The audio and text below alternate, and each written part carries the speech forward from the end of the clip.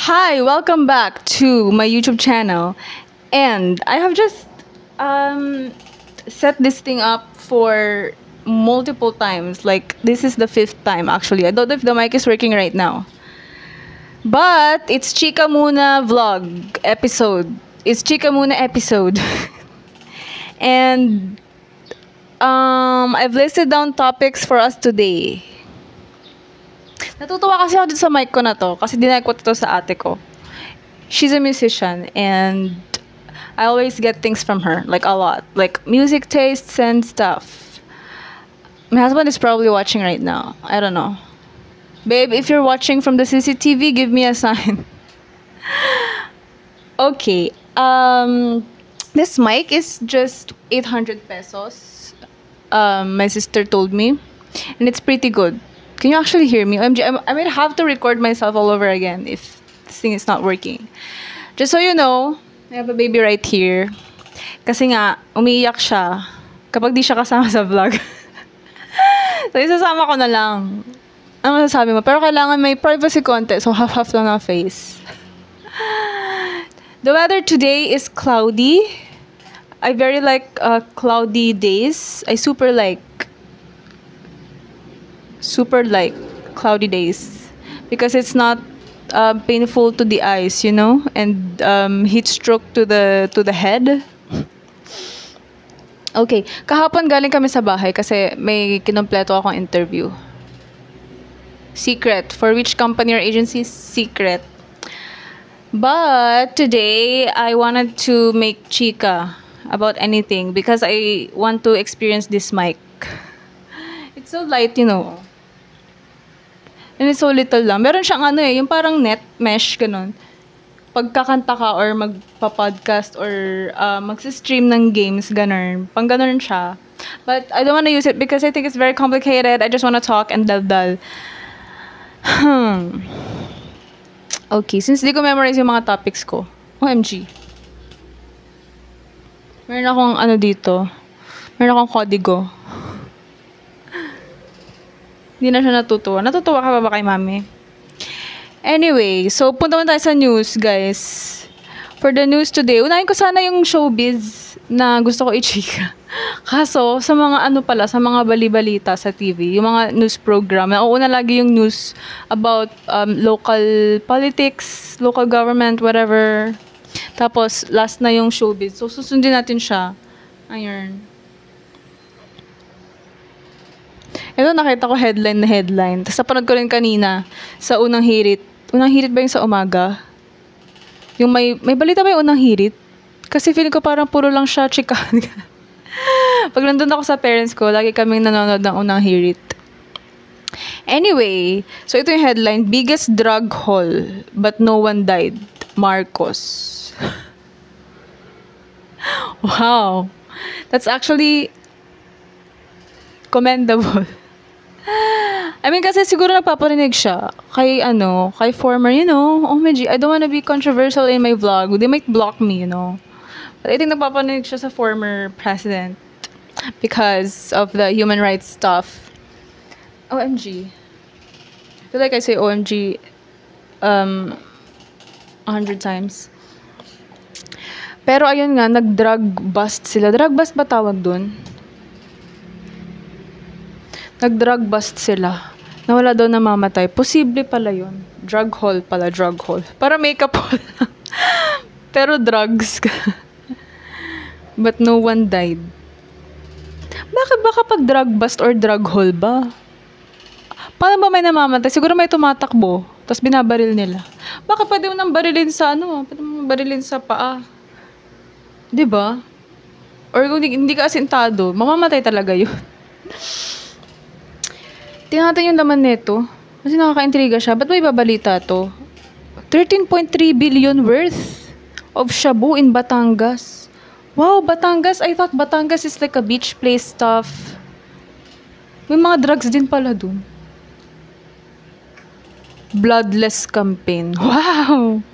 Thank you, President, for being so bloodless and for being so peaceful and pacifist. They were able to capture a suspect without resorting to violence.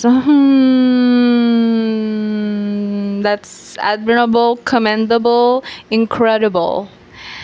Anyhow, punta tayo sa showbiz kasi gusto ko na yung showbiz part. Yun talaga yung nireview ko. Eto. Very recent chika. Alden and Catherine. And Jericho. Ganyan.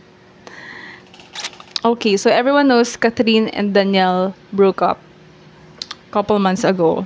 Because Danielle is a cheater, you know? Yeah, he's a cheater. Everyone thought he's loyal, but he's actually not. Tapos enter Alden. Hindi natin alam kung may movie sila or what, but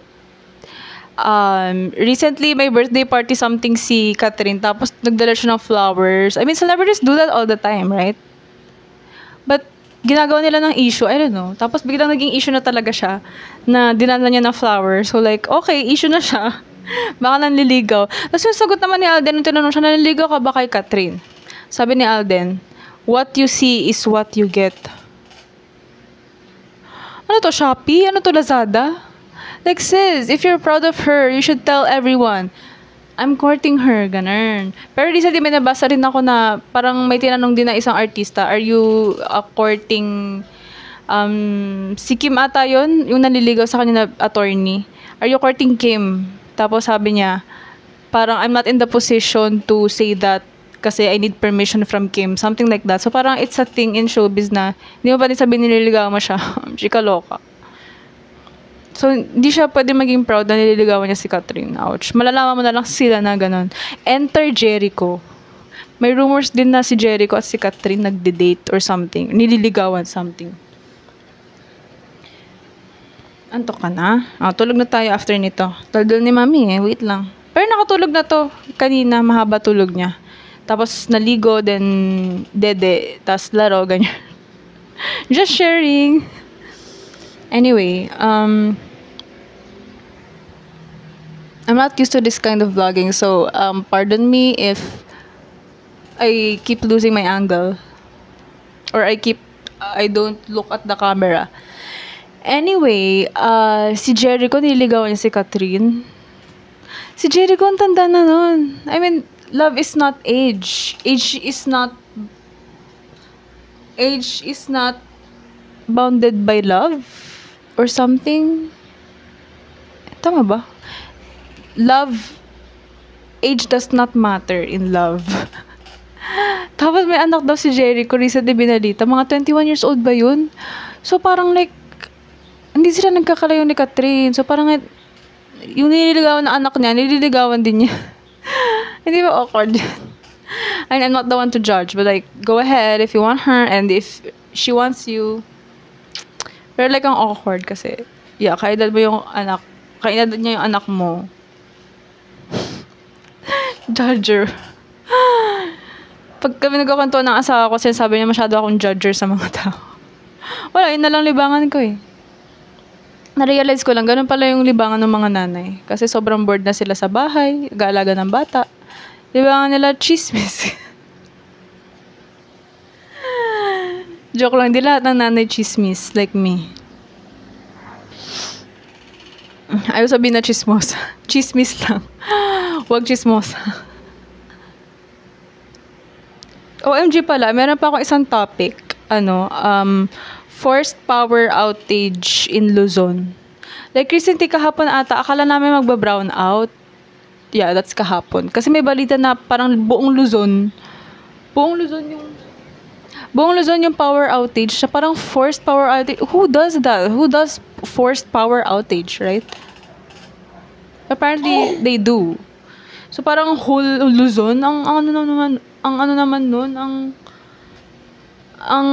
incredible naman nun. Magtira naman kayo, sis. Sa bagay, tinira nila yung Visayas tsaka Mindanao. So, yeah. Pero like, hindi naman nawalan ng kuryente kahapon. Dito sa Bawang. Hindi naman. So, thank you God for doing that for us. Kasi may interview ako that time. So, hindi pwedeng mawalan ng kuryente. Anyway, anyhow, meron akong last topic dito, yung quote about millionaires. Ano siya? Sinave ko siya sa phone ko, hindi ko siya ma-access dito. Or maybe sa Google Photos. But it's in my mind, you know. I memorized it. Ganito pala yung feeling ng mga artista, no? Kapag kailangan nila mag-memorize ng mga concept, lalo yung mga host, kailangan mo i-memorize yung mga concept, sis. Kailangan salita ka ng salita, kundi para kang syunga sa camera, like me right now. Anyway, the quote is about why do people keep saying you're not earning minimum wage or livable wage, when instead we should be saying that you should not have a company when you can't even give your employees a livable wage. Gets ba? So parang we should stop blaming the employee and put the blame on the CEOs or millionaires, ganun. Pero sometimes it makes you think, baka sobrang dami ng employees nila, hindi na talaga afford na bayaran ng at least 20K or 15K man lang yung employees nila. Like, super sakit sa ulo kaya magpasahod siguro. Feel ko lang masakit sa ulo maging mayaman, no? Kaya sabi ko sa asawa ko before, ayoko ng sobrang yaman, ayoko yung marami kang empleyado, ganun. Gusto ko yung sapat lang, na nagchichill-chill ka lang na yaman, ganun. Kaya mo lang mag-travel, kaya mo lang bayaran yung bills mo on time, yung wala kang utang, ganun. Hindi yung ang dami mong kumpanya, nakakaloka. Nagawa mo. Okay, we're gonna have to wrap this vlog or this video. I don't know if this is a vlog. Maybe this is just a chika muna vlog. Chika muna video. Thank you so much for watching. See you next chika muna video. May title na agad. Chika Muna by Corina. OMG. Feel na feel, sis. Anyway, shout out to Ellie kasi she's pregnant right now. And she's got a lot of symptoms. It's so hard to have pregnancy symptoms, right? If you're a mom, been there, done that. Just praying for her na sana malagpasan niya to.